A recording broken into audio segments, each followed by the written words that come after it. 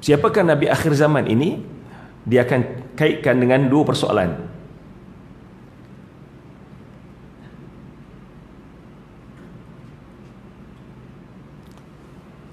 Soalan yang pertama, wahai orang Islam, kamu yakin tak Nabi Muhammad dah wafat?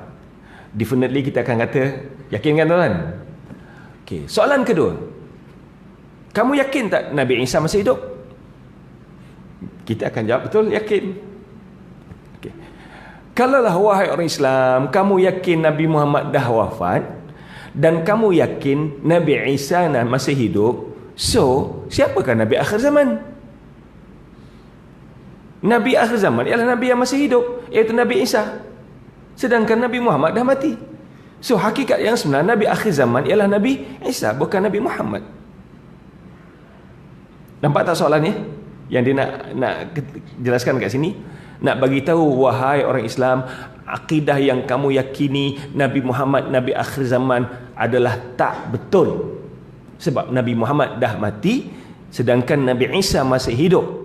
Jadi dialah Nabi akhir zaman. Macam mana dia jawab soalan ni? InsyaAllah kalau Allah panjangkan umur tuan-tuan, saya cuba jawab soalan 5 dan soalan 6. Sebab soalan 5 dan soalan 6 ni ada kaitan. Okey. Macam mana kita nak jawab? Yang pertama, Al-Quran menjelaskan bahawa Nabi Muhammad adalah Nabi akhir zaman. Ada step-step yang saya letak ni tuan-tuan. Jawapan ini mungkin lebih untuk jaga iman kita sendiri bila orang tanya, ya. Mungkin pada anak-anak kita, pada kaum kerabat kita. Yang penting paling kurang kita jaga iman kita dulu. Lepas tu kita cuba sampaikan. Baru-baru ni kami ada program dekat Ilim tentang dakwah street. Sambil makan, sebab slot saya 2 slot yang terakhir. Saya ada slot tentang mukjizat Al-Quran dan agama Kristian. Sebelum tu John Silverage. Dengar cerita beliau ni tuan-tuan, saya masuk Islam, kemudian saya murtad balik, kemudian masuk Islam balik. So ini sebenarnya antara dilema yang beliau hadapi, ramai orang Islam hadapi, yang mu'alaf masuk Islam, kemudian tak ada panduan, tak ada siapa yang bimbing, lalu murtad balik. Tapi Alhamdulillah ada orang yang mendekati beliau, masuk balik Islam, dan sekarang telah pun berjaya mengislamkan orang ramai tuan-tuan. Antara orang yang aktif berdakwah. Cuba kalau kita lihat, cuma telah dia cakap, syukur Alhamdulillah saya masuk Islam balik. Cuma bayangkan kalau masuk Islam murtad, kemudian mati masa murtad. Subhanallah. So ini contoh bagaimana seorang yang baru masuk Islam, dan realiti yang berlaku banyak kat Malaysia ni, orang masuk Islam ramai yang tak ada bimbingan, akhirnya sesat balik. Lepas tu Alhamdulillah bagi beliau dapat kembali hidayah ini, dan orang yang bertanggungjawab membawa kesedaran pada beliau pun asalnya bukan orang Islam, Chinese Lim Joy Soon, yeah. So Lim Joy Soon bawa balik dia masuk dalam agama Islam. Taib, Al-Quran menjelaskan bahawa Nabi Muhammad sallallahu alaihi wasallam secara jelas bahawa dia adalah Nabi. Untuk makluman tuan-tuan, kebanyakan orang yang berdebat mengutarakan hujah-hujah ini, mereka akan mengutarakan beberapa ayat Al-Quran dan hadis. So kenapa saya utarakan ayat Quran dan hadis? Sebab brother, if you quote from the Holy Quran or hadith as your evidence, so I will refute it with Quran dan hadis.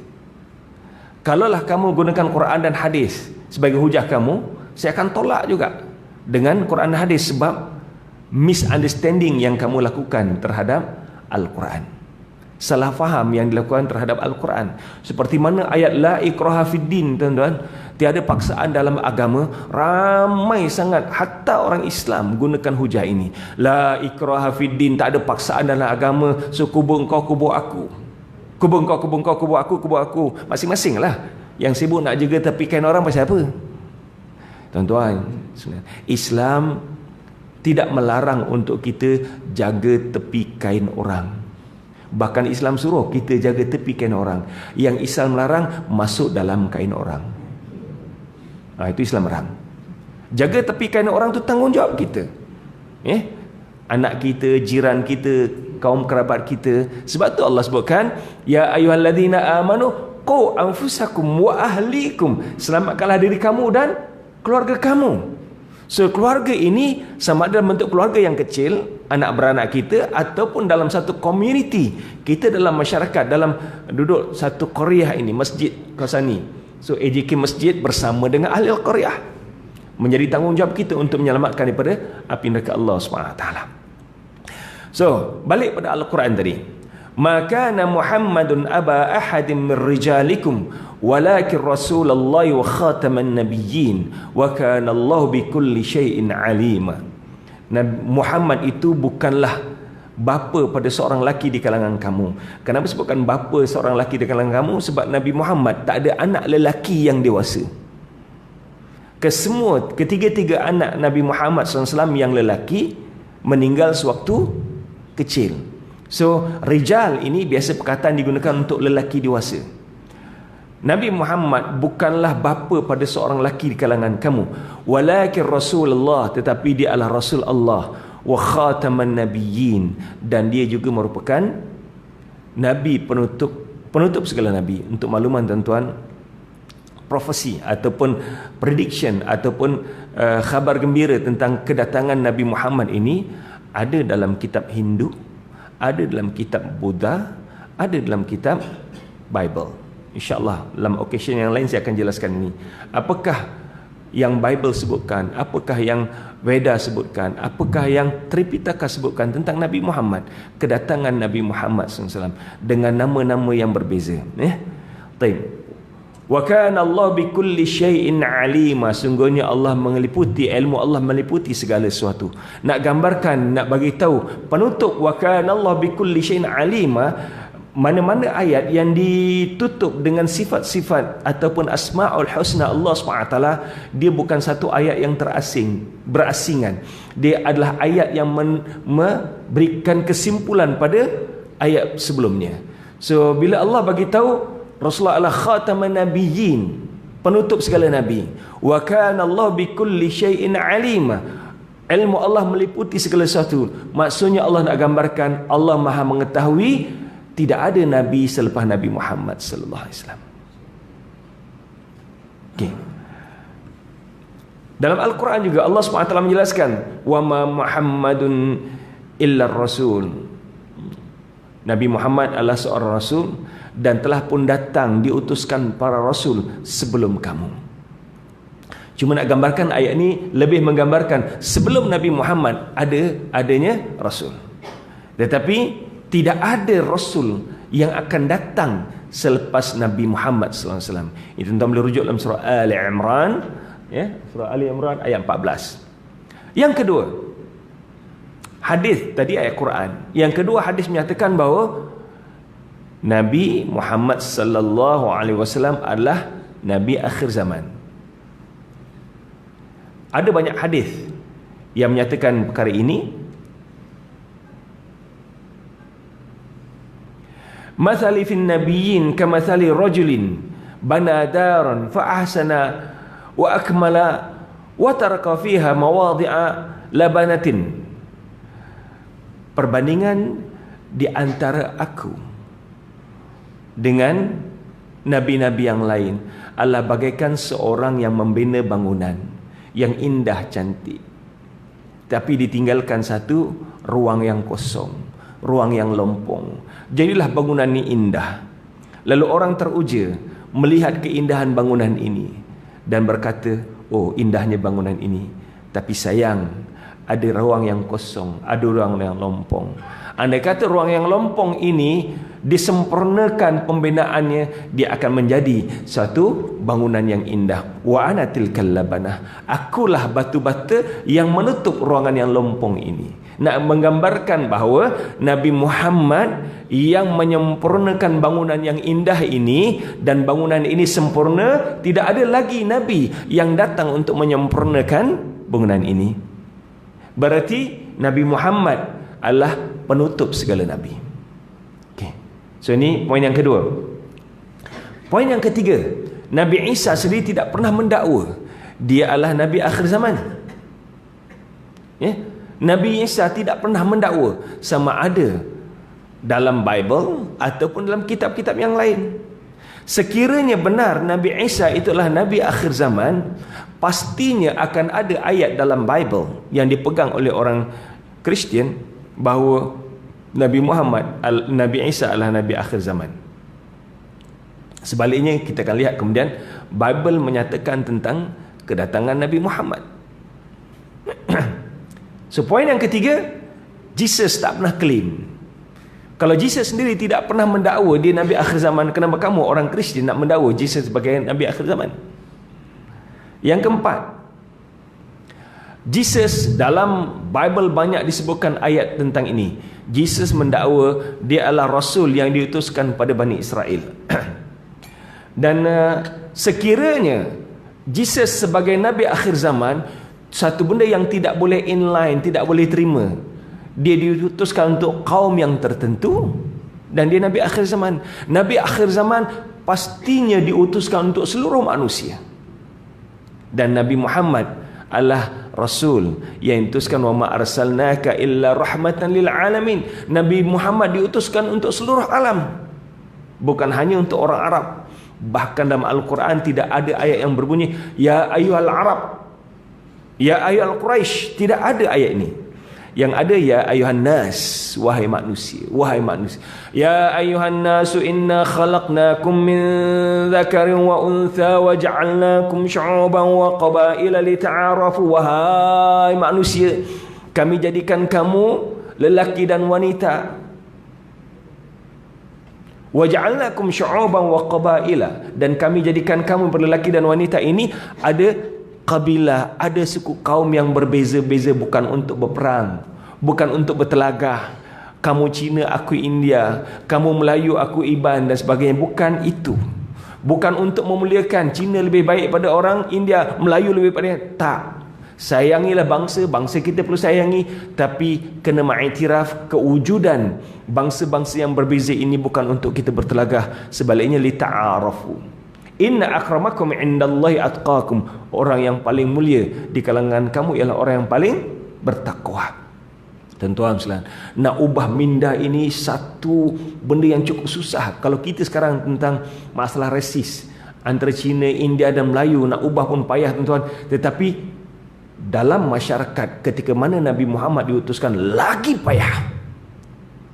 Tetapi Nabi Muhammad berjaya mengubah perkara ini.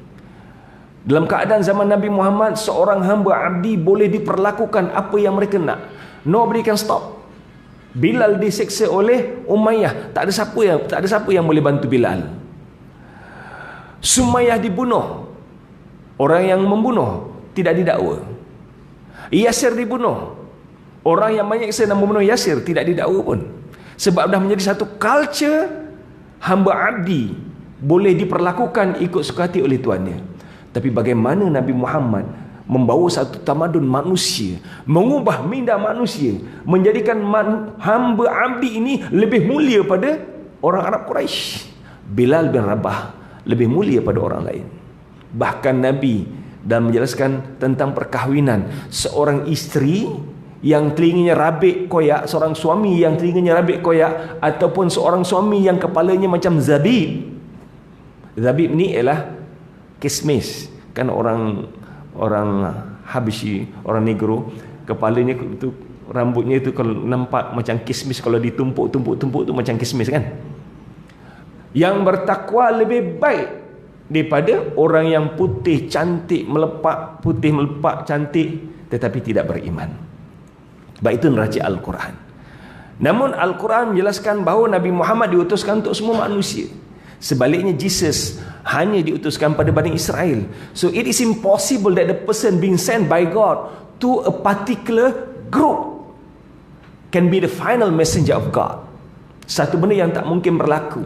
Seorang Nabi yang diutuskan pada kelompok yang tertentu boleh menjadi Nabi akhir zaman. Okay. Al-Quran menjelaskan melalui lidah Nabi Isa alaihissalam, wa idh qala Isa bin Maryam ya bani Israil inni rasulullah ilaikum musaddiqan lima baina yadayya min at-taurati wa mubasysyiran birasulin ya'ti min ba'di ismuhu Ahmad. Ketika mana Nabi Isa alaihissalam berkata pada kaumnya, ya Bani Israel, wahai Bani Israel, inni rasulullahi ilaikum, akulah rasul yang Allah utuskan pada kamu, musaddiqan lima baina yadayya minat taurat, membenarkan kitab Taurat, kitab-kitab yang ada di hadapan kamu. Dan tuan sekalian, tuan-tuan baca ayat ini, musaddiqan lima baina yadayya minat taurat, musaddiqan lima baina yadayya, membenarkan kitab-kitab yang ada di hadapan kamu, minat Taurat, and part of this holy book is the Torah. Apa maksudnya? It means that not only the book in front you is the Torah, part of the holy book which is in front you that you have to follow is the Torah. Maksudnya Taurat ini hanya sebahagian daripada kitab yang dibenarkan oleh Nabi Isa alaihissalam. Dan tafsiran ini selari dengan apa yang Allah sebutkan dalam surah Al-Maidah dan juga surah Ali Imran, di mana Allah SWT menjelaskan wa yu'allimul kitaba wal hikmata wat taurata wal injil. Allah mengajar Nabi Isa alaihissalam al-kitab, al-hikmah, at-taurat, al-injil. Kalau tuan-tuan tengok terjemahan ayat ini, Alkitab lebih pada hikmah ini disebutkan sebagai mutiara kata. Kitab ini ialah kitab panduan tanpa diberitahu apakah kitab-kitab ini. Cumanya saya tertarik dengan tafsiran yang lebih menyatakan bahawa Alkitab, Al-Hikmah, At-Taurat, Al-Injil, keempat-empat buku ini adalah merupakan kitab wahyu. Kita tahu Injil kitab wahyu, kita tahu Taurat kitab wahyu. Al-Hikmah dan Al-Kitab juga merupakan kitab wahyu tanpa diperincikan oleh Allah SWT apakah kitab tersebut. Dan kitab Al-Hikmah dan Al-Kitab tersebut itulah yang Allah sebutkan dalam ayat ini, wa musaddiqan lima baina yadayya, membenarkan kitab yang ada depan kamu, and part of that book is Taurat. Sebab tu tuan-tuan, kalau kita lihat Bible consists of two books, Old Testament and New Testament. Perjanjian lama dengan perjanjian baru. Perjanjian lama ada 3 buku besar, Taurat, Kutubim dan Bi'im. Taurat, Nabi'im dan Kutubim. Dan ramai para ulama dalam perbandingan agama menyatakan bahawa Kutubim dan Nabi'im inilah yang disebutkan oleh Allah SWT sebagai Alkitab dan Al-Hikmah dalam Al-Quran. Taurat ada 5 buku, Genesis, Exodus, Leviticus, Numbers and Deuteronomy. Tetapi dalam Kutubim dan Nabi'im ini ada pecahan-pecahan kitab yang lain, antaranya ialah Zabur. That's why dalam ayat ini Allah tak sebutkan Zabur. Allah hanya sebutkan Taurat. Manakala Injil adalah kitab yang diturunkan kepada Nabi Isa. Same thing dalam ayat dalam surah Ali Imran, Allah tak sebutkan Zabur. Sedangkan Zabur ini adalah kitab yang diturunkan pada Bani Israel, Nabi Daud alaihissalam. Jadi Allah sebutkan wa yu'allimuhul kitaba wal hikmata wat taurata wal injil. Di manakah Zabur? Sebab Zabur terkandung dalam Alkitab. Dalam bahasa Inggeris panggil Psalm. So Jesus menyatakan bahawa kedatangannya adalah penghujung ayat ini, wa mubasysyiran birasulin ya'ti min ba'di ismuhu Ahmad, dan aku memberikan kabar gembira tentang kedatangan nabi akhir zaman, iaitu Ahmad. Poin yang keenam, Nabi Muhammad SAW adalah pelengkap pada Nabi. Hadis ini ada persamaan dengan hadis yang kedua yang sebelum ni saya baca, tapi cuma penghujung hadis tu, wa ana fa ana labanatu wa ana khataman nabiyyin, akulah batu-bata yang melekapkan bangunan ini, dan wa ana khataman nabiyyin, dan akulah penutup segala nabi. So conclusion hadis ini nak bagi tahu poin yang keenam bahawa Nabi Muhammad SAW menurut hadis telah menjelaskan bahawa baginda adalah seorang Nabi. Namun demikian, bagaimana keberadaan, kewujudan Jesus selepas kematian Nabi Muhammad? Kita terima hakikat bahawa Nabi Isa masih hidup. Dan tanda berlakunya hari kiamat, Nabi Isa akan turun. InsyaAllah kita akan bincangkan pada persoalan yang keenam nanti. Kita mengakui demikian. Dan kewujudan Nabi Isa AS tidak ada percanggahan dengan Nabi Muhammad akhir zaman. Nabi akhir zaman sebab datangnya Nabi Isa AS adalah mengikuti ajaran Nabi Isa, Nabi Muhammad SAW, bukan membawa syariat yang baru. Nabi Isa AS akan datang semula bukan membawa syariat yang baru, tetapi membawa syariat yang dibawa oleh Nabi Muhammad sallallahu alaihi wasallam. Seperti mana yang dijelaskan oleh Ibn Kathir. Yang ini kita akan jelaskan nanti kemudian dalam poin ke-6.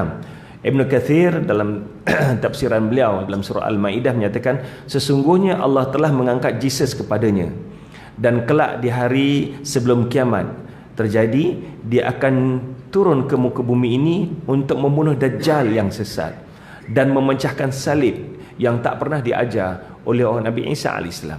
Tuan-tuan sekalian, satu benda yang agak pelik sekarang ni, kalau tuan-tuan pergi ke gereja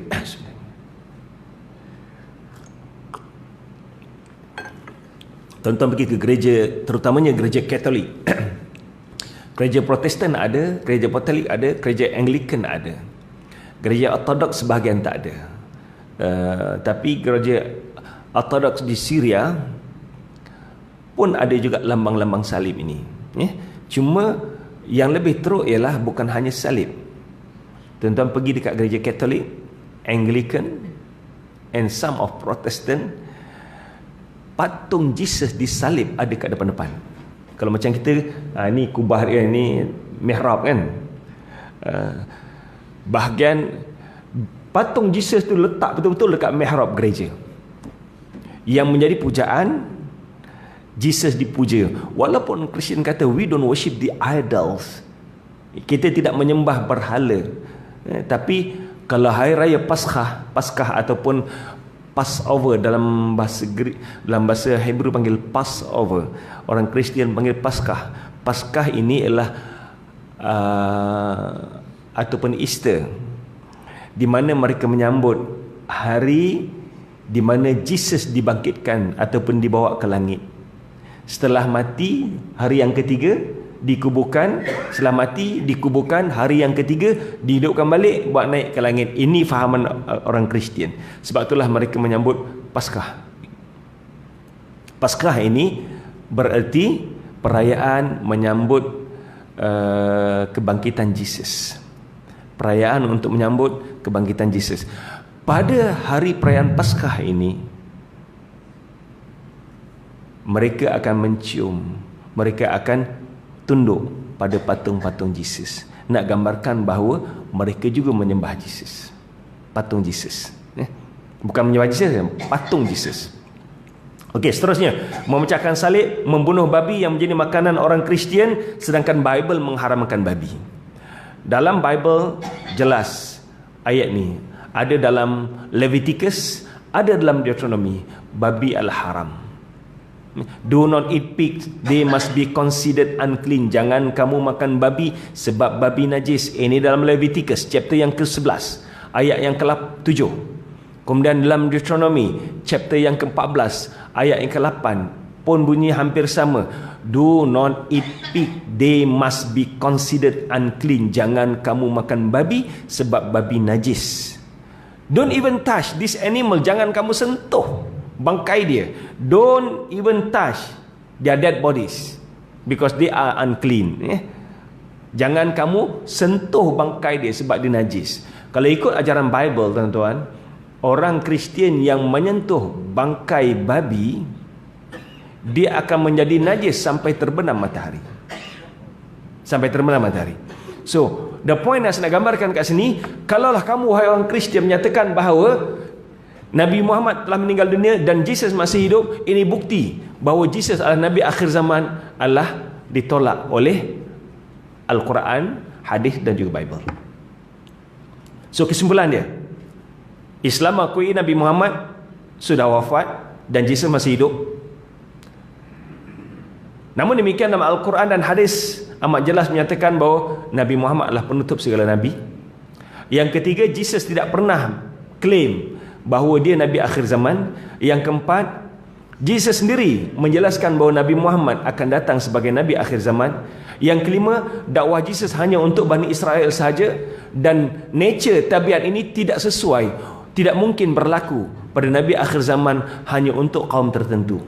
Yang keenam, antara bukti Nabi Muhammad adalah Nabi akhir zaman ialah dakwahnya untuk semua manusia dan jin.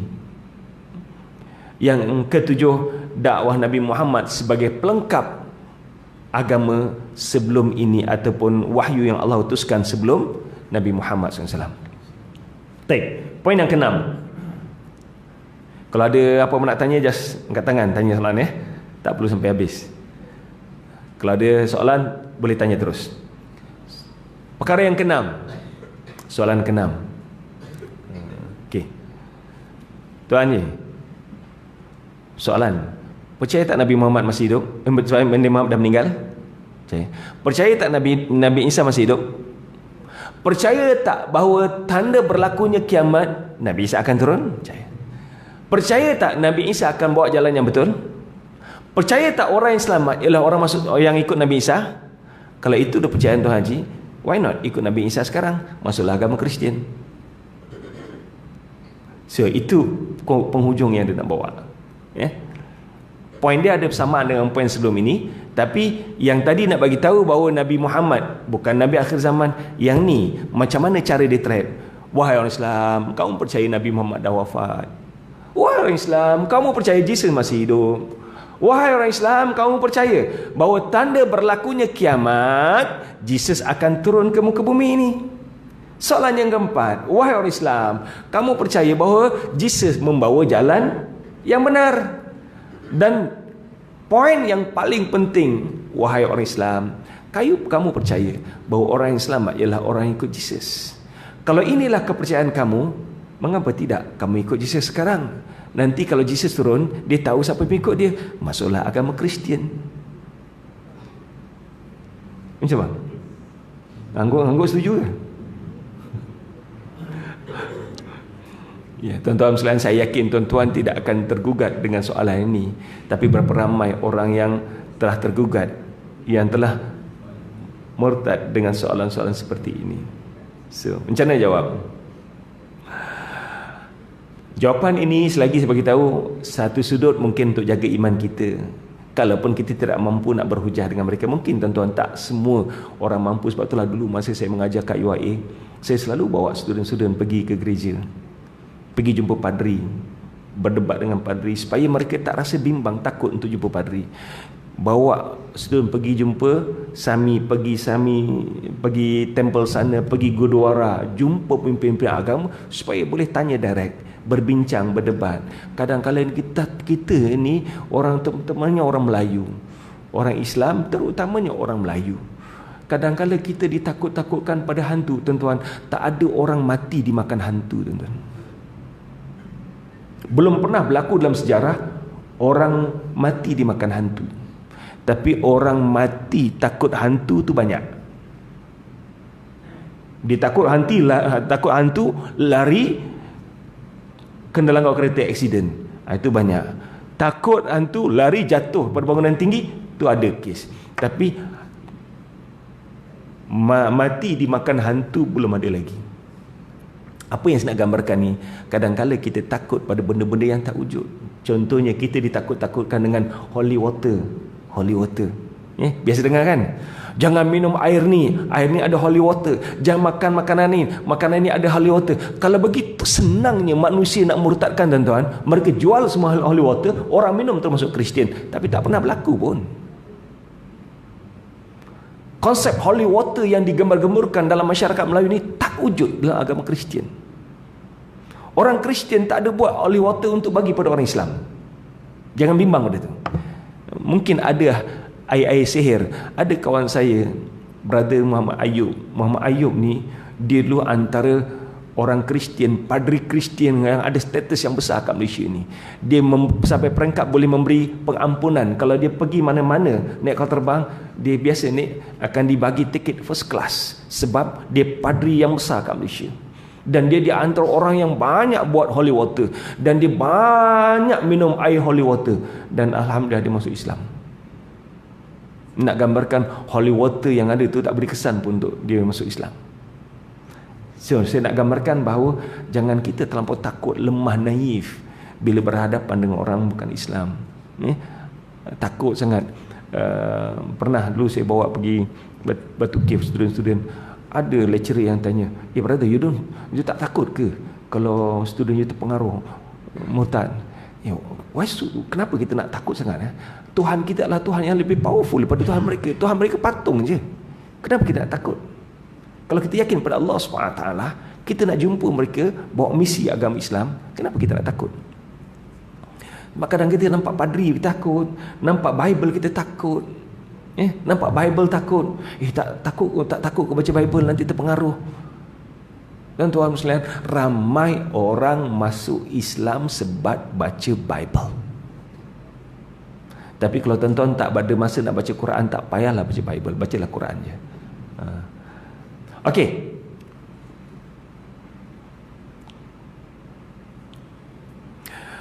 Kita lihat macam nak jawab. Memang benar, saya okey. Apa yang kamu nyatakan betul. Di antara tanda-tanda tanda berlakunya kiamat, akan turunnya Dajjal. Di mana Rasulullah SAW menjelaskan bahawa sungguhnya hari kiamat ini tidak akan berlaku hatta tarawna qablaha 10 ayatin. Tidak akan berlakunya kiamat melainkan setelah kamu melihat 10 tanda-tanda kiamat. Antaranya kat sini ialah turunnya Nabi Isa alaihissalam, wa nuzulu Isa ibn Maryam sallallahu alaihi wasallam. Turunnya Nabi Isa alaihissalam. Turunnya Nabi Isa alaihissalam adalah merupakan tanda-tanda berlakunya kiamat yang diakui oleh Rasulullah sallallahu alaihi wasallam. Hadis diriwayatkan oleh Imam Muslim.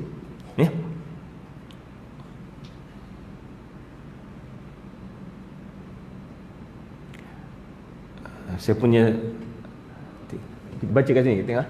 Hadis yang kedua, Rasulullah SAW bersabda, demi Allah yang jiwaku di tangannya, sesungguhnya telah dekat masanya Isa anak Maryam akan turun di tengah-tengah kamu sebagai hakim yang adil. Dia akan datang, dia akan menghancurkan salib-salib, dia akan membunuh babi-babi dan mengharamkan jizyah. Mengharamkan jizyah ni, Imam Ibn Kathir menyatakan mengharamkan jizyah sebab di kala itu ramai ahli kitab. Tuan-tuan boleh rujuk dalam surah An-Nisa ayat yang ke 159 menjelaskan bahawa ahli kitab yang melihat kebenaran akan menerima agama Islam ketika itu. Sebab tu jizyah tidak dibayar sebab mereka memeluk agama Islam. Apabila turunnya Nabi Isa alaihissalam, Nabi Isa membawa kebenaran, membawa hidayah yang dibawa oleh Nabi Muhammad sallallahu alaihi wasallam, membunuh babi-babi yang menjadi makanan mereka. Sebab babi binatang yang diharamkan, tetapi orang Kristian menghalalkan. Salib Nabi Isa tak pernah ajar, tapi orang Kristian buat salib. Dan untuk makluman tuan-tuan, zaman Nabi Isa alaihissalam salib tak pernah wujud. Saya ada baca buku yang ditulis oleh orang Kristian. Jesus was a pious Christian. He went to church every Sunday and he celebrate Passover. Ini satu benda yang lari jauh pada hakikat sebenar. Sebab itulah Hans Kong, Irwin Zedlin, dalam dua orang ini antara orang yang menolak secara terang-terangan kenyataan ini.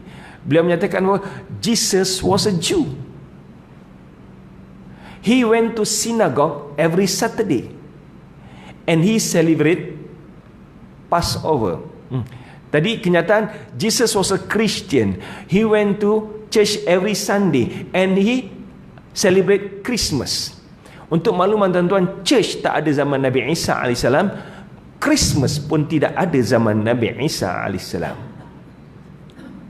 Bahkan orang Kristian menyambut Christmas sebagai kelahiran Nabi Isa AS 25 Disember ini adalah kenyataan yang salah dalam Al-Quran dan juga dalam Bible.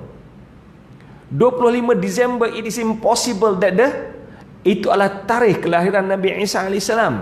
Dalil pada Bible, dalil pada Quran. Dalil pada Quran apa dia?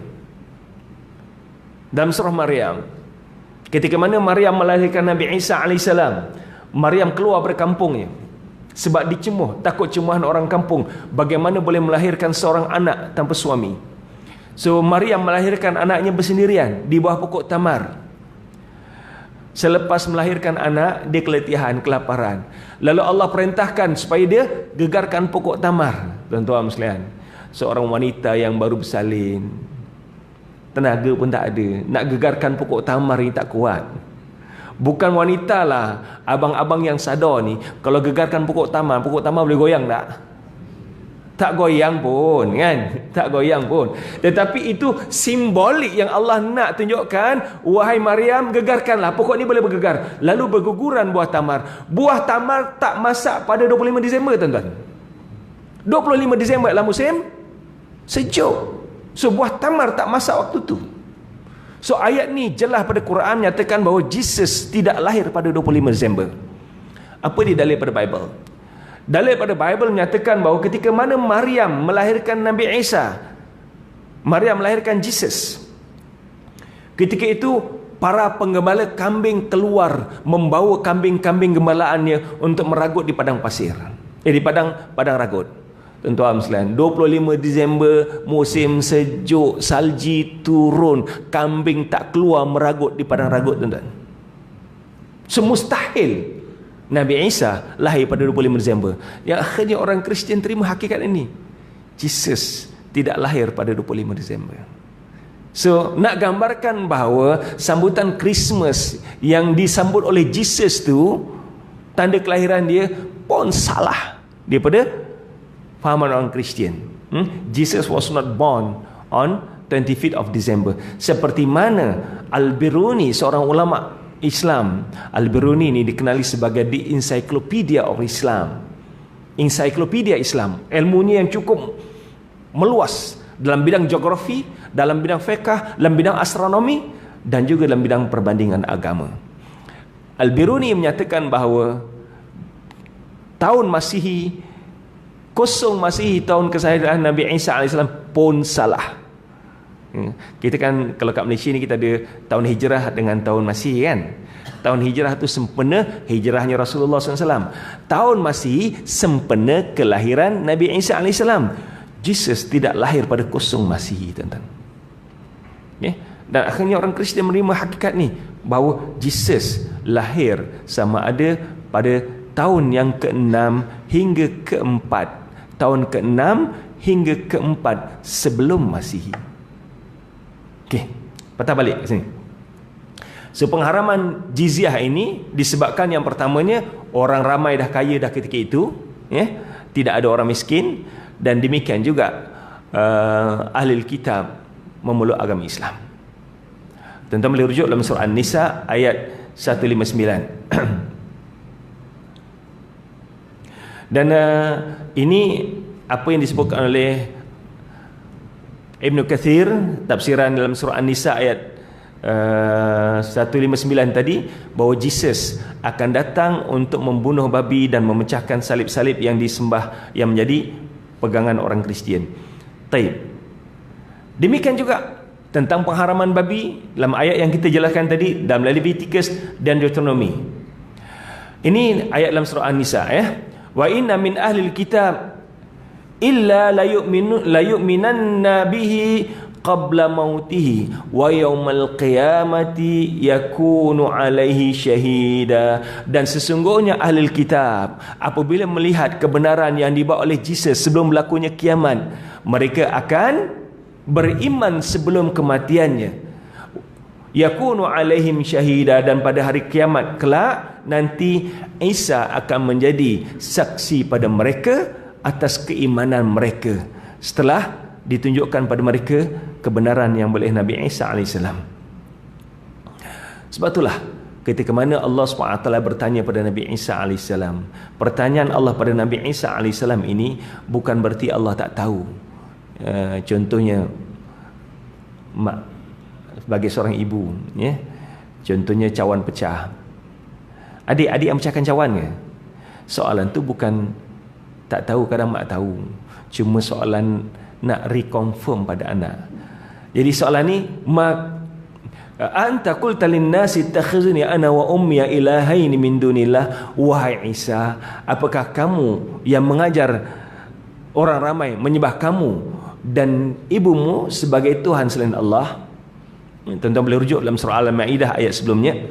Penghujung ayat ini Nabi Isa menjelaskan, ma qultu lahum illa ma amartani, ya Allah, wahai Tuhanku, apa yang aku sampaikan pada mereka ialah apa yang kau perintahkan padaku. Berarti aku tak pernah ngajak mereka untuk menyembah Tuhan selain kamu. Sebab itulah tuan-tuan sekalian, Dr. Zakir Naik selalu gunakan hujah ini. Walaupun Dr. Zakir Naik sekarang jadi isu yang besar di negara kita, tapi mau tak mau tuan-tuan, kita terima hakikat. Ramai orang Islam, ramai orang menerima hidayah antara asbab Dr. Zakir Naik.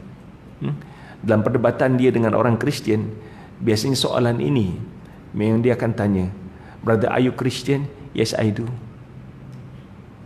Do you eat pig? Do you eat pork? Kamu makan babi tak? Yes, I do. Kenapa kamu makan babi? Sebab Jesus kata babi haram. Dalam Bible kata babi haram. Same thing. Selalu dia kata, brother, if you could prove to me any verses in the Holy Bible that claim Jesus as God, ataupun brother, kalau kamu boleh bawa mana-mana ayat dalam Bible that Jesus claim He is God, Jesus mengaku dia sebagai Tuhan, or Jesus ask people to worship Him as God, Jesus suruh orang ramai menyembah dia sebagai Tuhan, aku sedia untuk masuk Kristian sekarang. Nah, hakikatnya memang tak ada, tuan-tuan. Untuk makluman tuan-tuan, tidak ada ayat dalam Bible yang menjelaskan Jesus pernah mengaku sebagai Tuhan. Sebab tu dalam ayat ini Nabi Isa menjelaskan, ma qultu lahum illa ma amartani, apa yang aku sampaikan pada mereka wahai Allah adalah apa yang kau perintahkan aku untuk sampaikan. Ani ibudullah rabbi wa rabbakum, untuk menyembah Allah, Tuhanku dan Tuhan kamu, Tuhan mereka semua Bani Israel. Wa kuntu alaihim wa kunta alaihim wa kuntu alaihim syahida ma dumtu fihim, dan aku menjadi saksi di kalangan mereka dikala mana aku bersama dengan mereka. Falamma tawaffaitani, dan dikala mana kamu bawa aku naik ke langit meninggalkan kaumku, anta alaihim anta raqiba alaihim, kamulah yang menjadi saksi, kamulah yang tahu apa yang berlaku ke atas mereka. Wa anta ala kulli syai'in syahid, dan sungguhnya kau maha menyaksikan apa yang berlaku. So ayat ini penafian pada Jesus sendiri bahawa Jesus tidak pernah mengaku dia sebagai Tuhan. Dan untuk makluman tuan-tuan, bukan hanya dalam Bible tidak ada ayat yang menyatakan Jesus mengaku sebagai Tuhan, dalam Bible juga tidak ada ayat yang menyatakan akidah Trinity itu wujud. Satu benda yang pelik kan? Akidah Trinity merupakan akidah yang paling asas bagi orang Kristian, tetapi akidah Trinity tidak ada dalam Bible.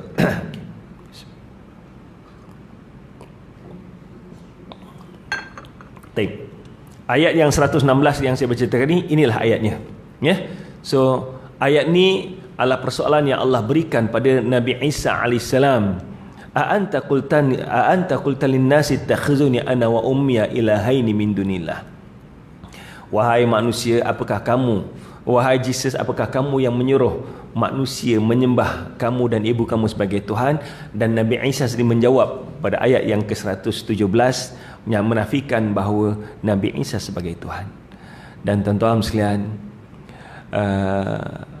ini mungkin panduan-panduan yang boleh kita gunakan untuk menjawab Nabi Isa adalah orang yang selamat, ialah orang yang ikut Nabi Isa, jadi masuklah agama Kristian. Jawapannya ialah Nabi Isa bukan datang untuk membawa syariat agama Kristian, sebaliknya Nabi Isa membunuh babi-babi yang jadi makanan orang Kristian, memecahkan salib-salib yang menjadi pegangan bagi orang Kristian, menolak akidah Trinity yang menjadi kepercayaan pada orang Kristian, dan Nabi Isa membawa ajaran yang dibawa oleh Nabi Muhammad sallallahu alaihi wasallam. Soalan ketujuh, kematian yang mulia. Apa jawapannya? InsyaAllah kita sambung siri akan datang kalau Allah panjangkan umur. Wallahu a'lam bishawab. Sekadar tu untuk pagi ni tuan-tuan, kita dapat cover dua soalan. Soalan pertama, siapakah Nabi akhir zaman? Soalan yang kedua, orang yang selamat ialah orang yang ikut Jesus, jadi masuklah agama Kristian sekarang. Semuanya ini bincangkan lebih untuk kita jaga di iman kita, dalam masa sama kita sampaikan pada orang lain sebagaimana kaedah fiqh yang digunakan, araftu syarra la lisyarri walakin litawaqqi. Araftu syarra la lisyarri, aku tahu kejahatan, aku tahu kemungkaran, bukan aku nak buat mungkar, tapi nak jaga diriku daripada kemungkaran. Aku tahu sihir, bukan aku nak sihir orang, tapi aku nak jaga diri daripada disihir orang. Aku tahu kesalahan, bukan aku nak buat salah, tapi aku nak jaga diriku daripada segala kesalahan. Araftu syarra la lisyarri walakin li tawaqqi. Aku tahu satu kesalahan bukan untuk buat kesalahan, tapi untuk prevent diri pada segala bentuk kesalahan yang ada. Wallahu a'lam bishawab. Sekarang tu untuk pagi ni yang dapat sampaikan tuan-tuan. Mohon maaf dan kelemahan kekurangan yang ada. Moga-moga hidup kita sentiasa mendapat rahmat daripada Allah Subhanahu wa taala. Aqulu qouli hadza astaghfirullahalazim lakum wa lisairil muslimin wal muslimat wal mu'minin wal mu'minat fastaghfiruhu innahu ghafurur rahim. Kita akhiri majlis tasrifar Rasulullah. Subhanakallahumma wa bihamdika. Bismillahirrahmanirrahim. Wal 'asr innal insana lafi khusr illa alladhina amanu wa 'amilus shalihat wa tawasaw bil haqq wa tawasaw bis sabr. Assalamualaikum warahmatullahi wabarakatuh.